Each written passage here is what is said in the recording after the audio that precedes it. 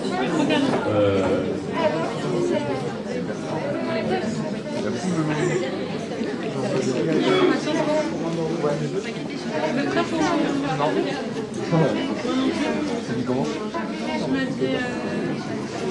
vois le pantalon que j'avais mis au gala? Bonjour à tous et toutes. Je ne sais pas encore faire la prononciation avec l'orthographe particulière, des points tirés, je le fais à l'ancienne.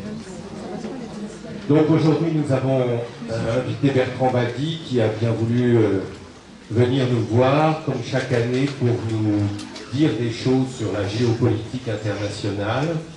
Bertrand Badi est professeur à Sciences Po à Paris, mais était déjà émérite, mais c'est parfait. Méritait les mérita. Et donc je vous rappelle aujourd'hui, donc il va nous parler d'un sujet qui s'appelle « Quand le Sud réinvente le monde ». C'est le sujet qu'il a développé dans son dernier ouvrage et qui faisait suite au précédent, bien sûr. Nous ne sommes plus seuls au monde. Et alors moi qui suis biochimiste, je vous rappelle qu'il y a un autre professeur au Muséum d'Histoire naturelle qui nous a fait une conférence qui s'appelait « Jamais seul ». Et c'était un sujet complètement différent. Ah, absolument, oui. C'est Marc-André Sellos. Voilà. Donc, nous sommes tout oui pour apprendre des choses sur le Sud. C'est pas la chanson de Le Forestier, c'est ça? Nino Ferrer.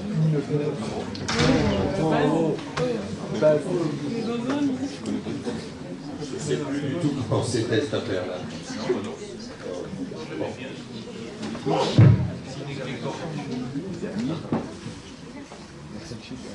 Voilà. Bonne écoute à tous. Est-ce que j'ai besoin d'un micro? Non. Le poids des paroles est plus important. C'est-à-dire que comme je m'agite beaucoup quand je parle, un micro, c'est bien que c'est des micros baladeurs. Bon. Si vous ne m'entendez pas, surtout, n'hésitez pas à me le signifier. Je vais faire comme vous toutes et vous tous. Je vais me mettre sur mode avion. Et ce, jusqu'à l'arrivée à notre point de stationnement.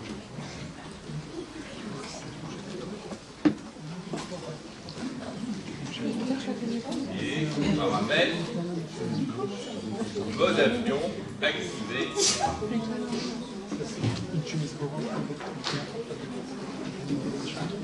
Bien, je suis heureux de retrouver ce lieu et de retrouver plusieurs personnes que j'ai eu la chance de rencontrer déjà. Je suis heureux de saluer une classe de Cagne, j'ai bien compris.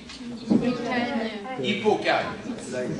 Bah oui, bah vous serez en Cagne l'année prochaine, donc je ne me suis pas trompé de beaucoup. Pour vous présenter mon dernier livre, Quand le Sud réinvente le monde, le titre peut paraître crypté. Si j'ajoute le sous-titre, Essai sur la puissance de la faiblesse, peut-être gagnerez-vous encore en étonnement et en circonspection autant d'éléments que je vais essayer de lever pendant cette conférence.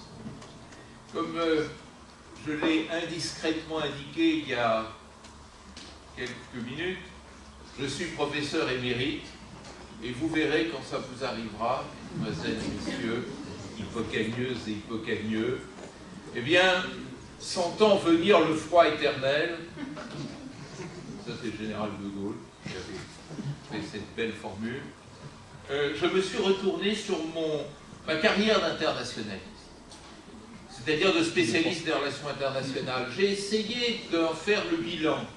Et vous savez, quand on écrit un livre, c'est pour faire passer un message, c'est pour dire quelque chose. Et ce que j'ai voulu dire, c'est deux éléments forts d'impression que j'ai retirés de 40 ans d'études des relations internationales.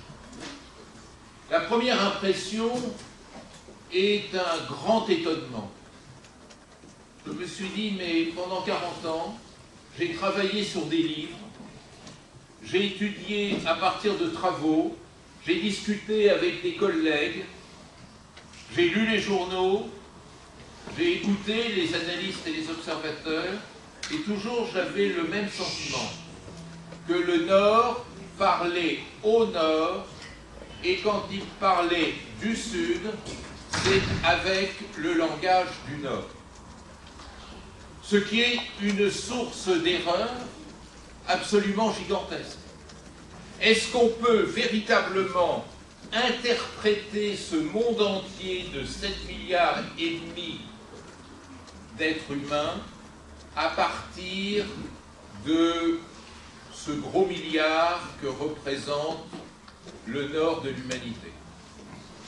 Et pourtant, les mots que vous employez, les concepts que vous employez, les paradigmes, les théories, les modes d'interprétation de notre monde, nous les tirons exclusivement de notre expérience de vieille puissance. Les manuels de relations internationales qui sont utilisés en Afrique, en Asie, en Amérique latine, les discours des acteurs politiques de ces pays sont parfaitement modelés sur la longue histoire des pays du Nord. Alors je me suis souvenu d'un de mes confrères, l'un de mes collègues, plus âgé que moi, qui s'appelle Aristote. Et Aristote, une fois, en salle des professeurs, disait « Il faut faire l'effort de sortir de chez soi, de se mettre au balcon pour se regarder passer. » C'est une belle formule. L'homme avait le sens de la formule. J'ai essayé dans ce livre de faire ce que lui-même tenait pour impossible. C'est-à-dire de me mettre au balcon pour me regarder passer. C'est-à-dire essayer de sortir de ma grammaire du Nord pour épouser les visions qu'au Sud on pouvait forger et voir si, à partir d'une lecture sudiste du monde, on ne voyait pas par hasard autre chose. Alors je vous dis tout de suite, ce que j'ai vu, c'est le sous-titre de mon livre, c'est que dans le monde d'aujourd'hui tel qu'il est, la faiblesse, souvent, est plus puissante que la puissance. D'ailleurs, à titre de biscuit apéritif, je vous donne quelques éléments explicitant cette hypothèse. Les grands événements internationaux aujourd'hui se produisent au Sud et pas au Nord. Au Moyen-Orient, au Sahel, dans la péninsule arabique, en Afghanistan, dans le bassin du Congo. Et puis plus grave encore, si vous faites le bilan de ces 2 premières décennies de notre 21e siècle, de notre 3e millénaire, qui restera davantage dans l'histoire? Oussama Ben Laden ou George W. Bush?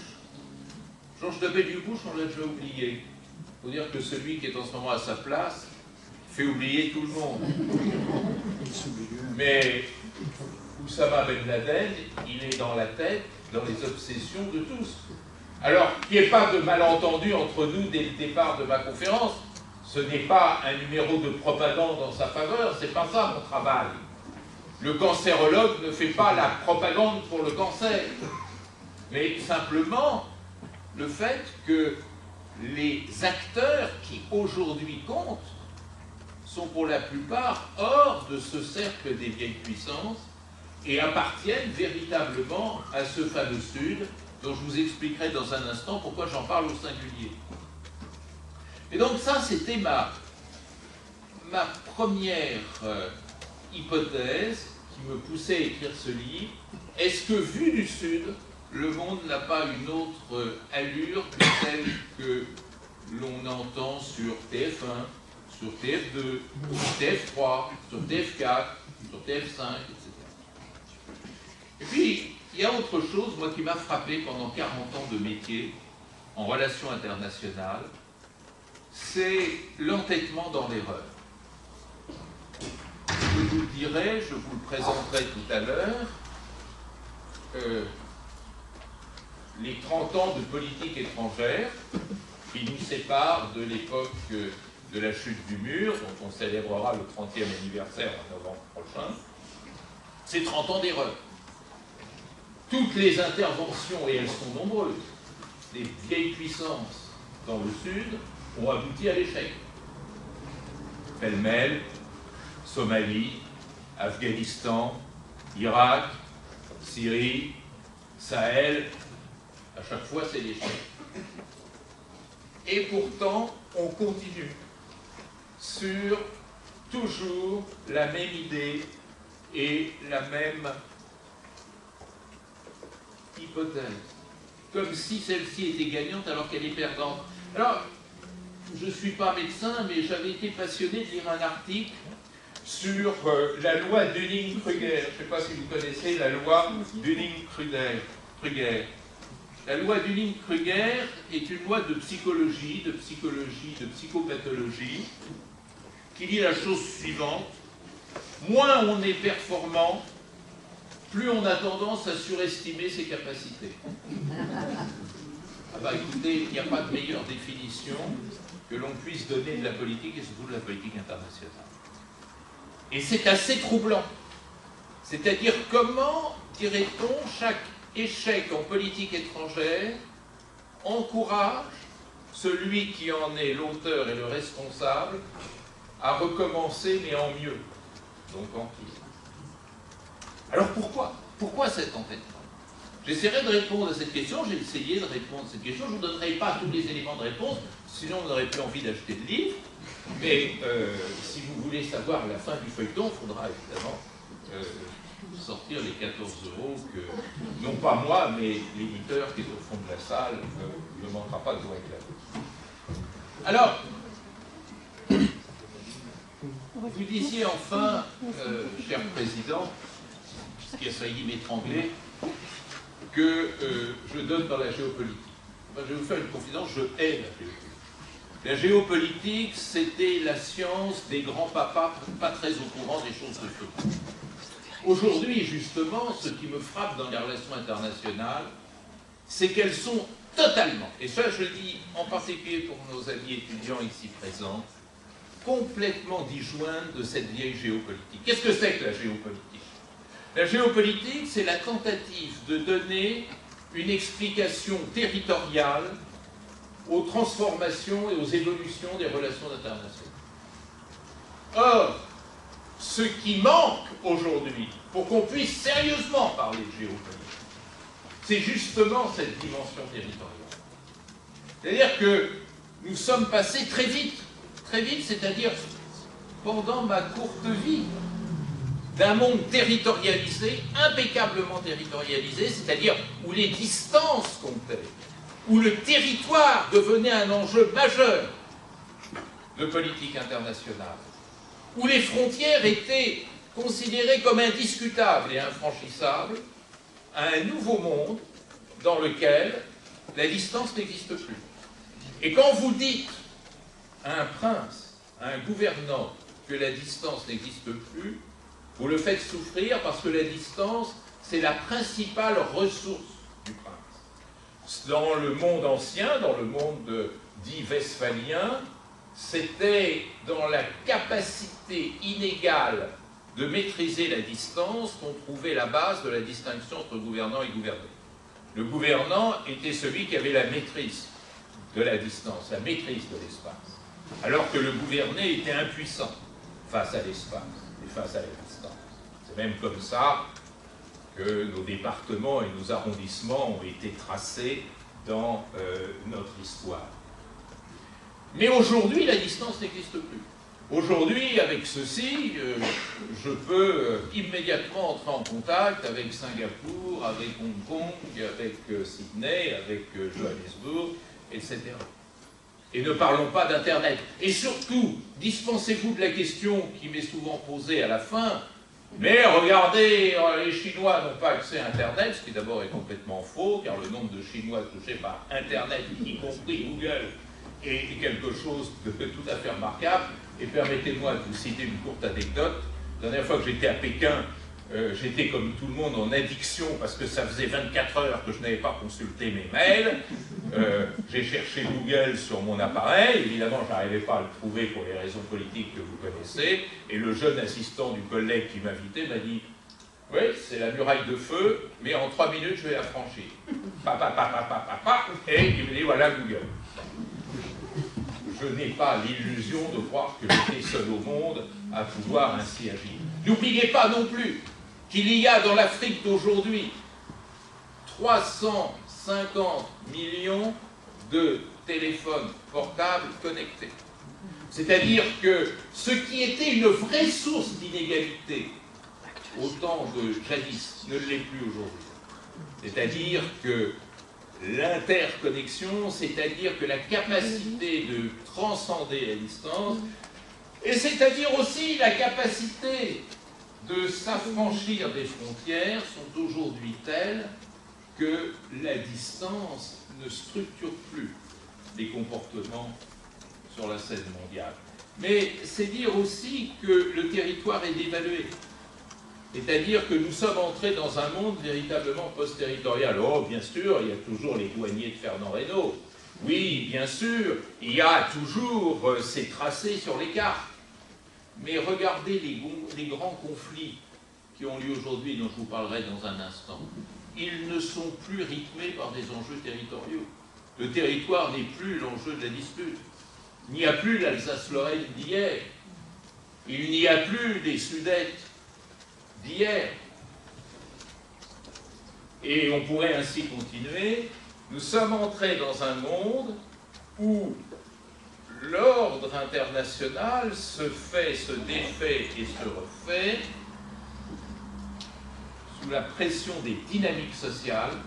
C'est ce que j'appelle, moi, la tectonique des plaques, c'est-à-dire la nature profondément sismique du jeu social international. C'est la rencontre entre les sociétés, leurs interactions, leurs tensions, leurs échanges, leurs coopérations, les flux transnationaux qui les articulent, qui font l'actualité du jeu mondial aujourd'hui.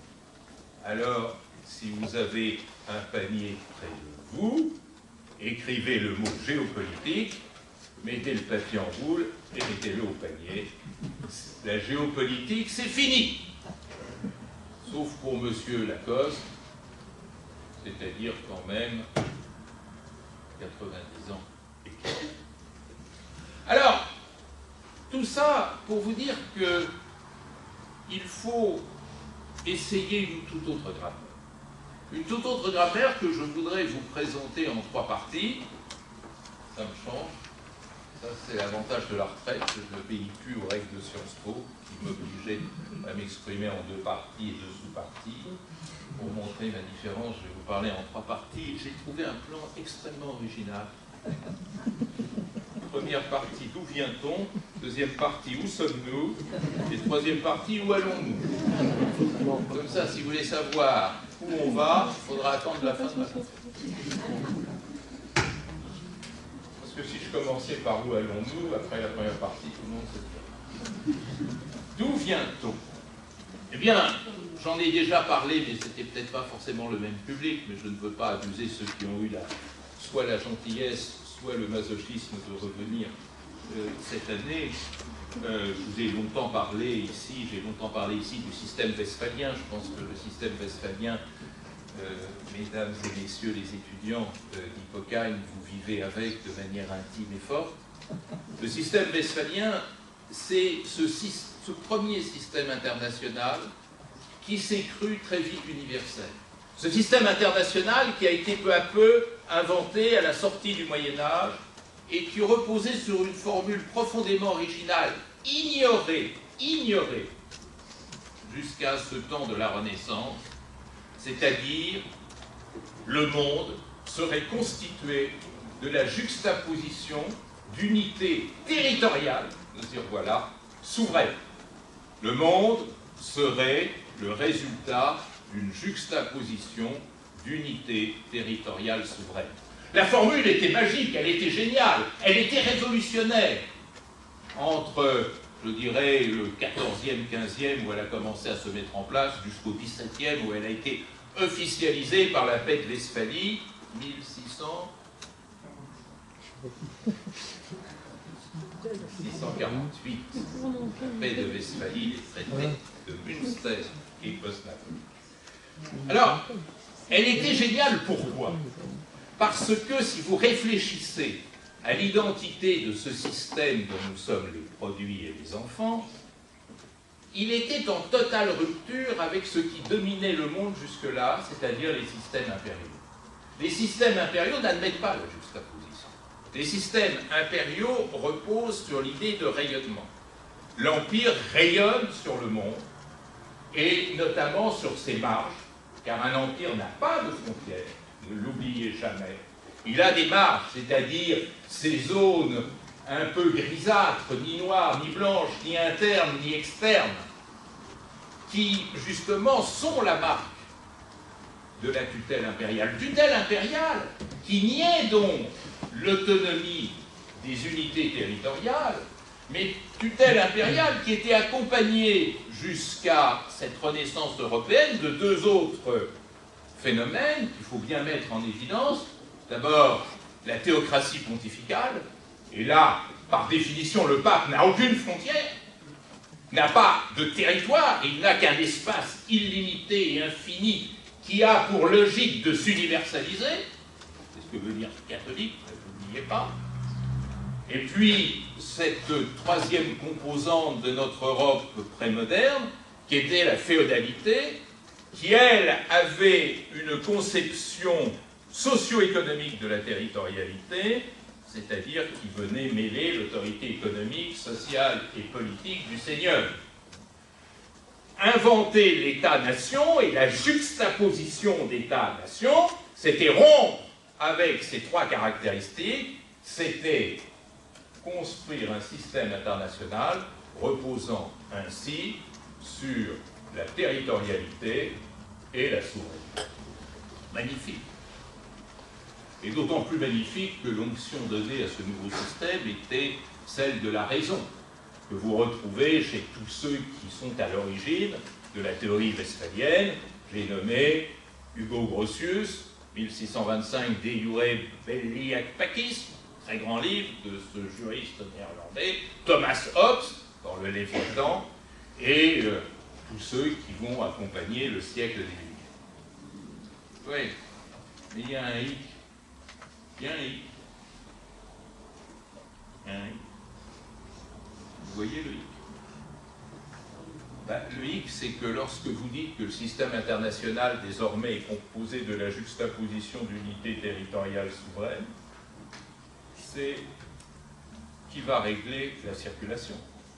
Puisque les unités territoriales sont souveraines, elles n'obéiront à personne. Si elles n'obéissent à personne et qu'elles sont en compétition incessante, qui va ordonner la compétition? Et Hobbes, sûr de lui, de dire pas de loi commune. Les premiers internationalistes européens refusaient l'idée même d'un droit international. Pas d'organisation internationale, pas de Nations Unies, pas de trucs comme ça. Alors qu'est-ce qui reste? Et la guerre. bravo. Je vois que madame est hobbesienne.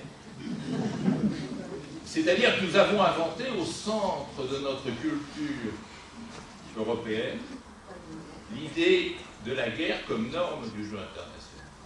C'est-à-dire, la guerre est une composante naturelle du jeu international. C'est d'ailleurs ce que Hobbes rend par sa fameuse formule des gladiateurs.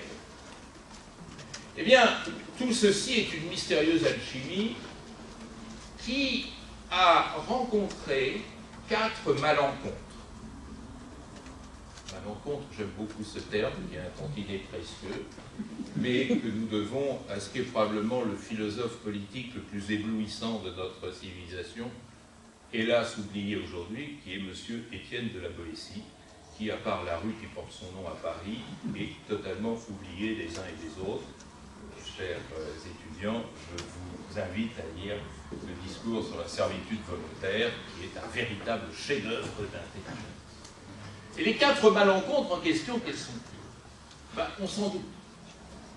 tout ça va très bien fonctionner entre partenaires qui sont cofondateurs de cet ordre international, souvent de même culture, de même niveau de développement économique et social, de même langue, de même religion. Ça va très bien. Mais la première malencontre, c'est quand cette Europe, porteuse d'un ordre international westphalien, va rencontrer le monde. Et la première étape de cette rencontre du monde, c'est le début du XIXe siècle, lorsque la technique va commencer à lever le voile de la distance. Et ça, dans l'aventure humaine, c'est quelque chose d'extraordinaire. Lorsque l'on prend conscience de la réalité de la distance longue. On savait qu'il y avait une Chine, mais le savait-on vraiment? À une époque où on est de moins en moins sûr que Marco Polo ait jamais mis les pieds en Chine. Mais à partir du début du XIXe siècle, tout va changer. Les progrès des transports, on ne parle pas encore de progrès de communication, vont peu à peu, ces progrès, nous mener vers cet autre monde, c'est-à-dire essentiellement l'Asie orientale et l'Afrique. Et là, la seule véritable grande chance de construire, ou plus exactement de se préparer à la mondialisation, a été perdue. On aurait pu à ce moment-là élargir le système westphalien en l'adaptant à ces dimensions nouvelles. On ne l'a pas fait, on a créé un système international hiérarchique. C'est-à-dire un système international dans lequel les différents acteurs qui le composaient n'avaient pas le même statut. Et ça, c'est le début de notre malheur. Vers la Chine, vers l'Afrique. Alors, vers la Chine, la politique choisie a été quelque peu sournoise. C'est-à-dire, on n'a pas colonisé la Chine, c'est d'ailleurs pratiquement impossible pour de multiples raisons, mais dès le début du XIXe siècle, s'est posé la question de savoir comment commercer avec la Chine. Vous voyez qu'il n'y a rien de nouveau d'entre eux. Déjà, au XIXe siècle, les Palmerston et consorts se demandaient comment échanger avec la Chine, et dans la tête notamment de Palmerston est née cette idée tout à fait significative qui consiste à dire si nous voulons acheter les soieries chinoises, il faut qu'on leur vende quelque chose en échange. Alors, que va-t-on leur vendre? On va leur vendre, et c'est là que toute la malencontre a commencé, ce qu'on n'oserait pas vendre à nos homologues européens. C'est-à-dire de l'opium.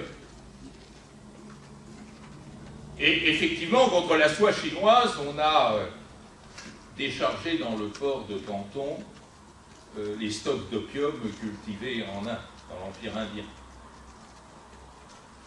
Et l'empereur Qing de l'époque a perdu ainsi 2 de ses fils victimes d'overdose. Alors l'empereur s'est rebellé, mettez-vous à sa place. Et il a interdit le commerce de l'opium. Ce que, gracieuse la reine d'Angleterre, Victoria de son époque, a considéré dans son discours du trône, à l'époque, comme étant une atteinte inadmissible à la liberté du commerce. Vous voyez l'argument qui vous reste si vous avez envie de dealer dans les rues sombres de nos banlieues, si jamais les flics vous pincent, vous dites c'est une atteinte inadmissible à la liberté du commerce. On en était pratiquement là. Et ceci a déclenché les 2 fameuses guerres de l'opium, dont l'une a abouti notamment au sac du palais d'été, et a donné naissance à cette profonde humiliation qui accompagne l'histoire de la Chine au moins jusqu'en 1949. Et peut-être tout à l'heure, et depuis un certain temps, vous demandez-vous pourquoi j'avais l'audace de parler du Sud. En disant, attendez, la Chine et les autos, c'est pas la même chose. Sauf que a commencé là une histoire dont vous voyez qu'elle est vieille de 2 siècles aujourd'hui, qui est l'histoire d'un monde à 2 vitesses. Ceux qui dominaient et ceux qui étaient dominés, c'est-à-dire étaient humiliés.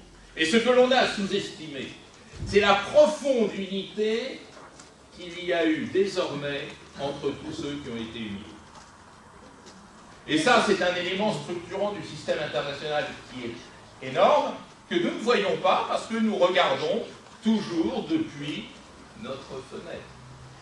Or, si nous nous mettons hors de notre champ et que nous regardons depuis ailleurs, nous voyons à ce moment-là à quel point ce rapport à une mondialisation désormais ratée et hiérarchisée allait totalement perturber notre ordre international. Ce que l'on a fait avec la Chine, on va le faire de manière plus directe, plus brutale, plus cynique.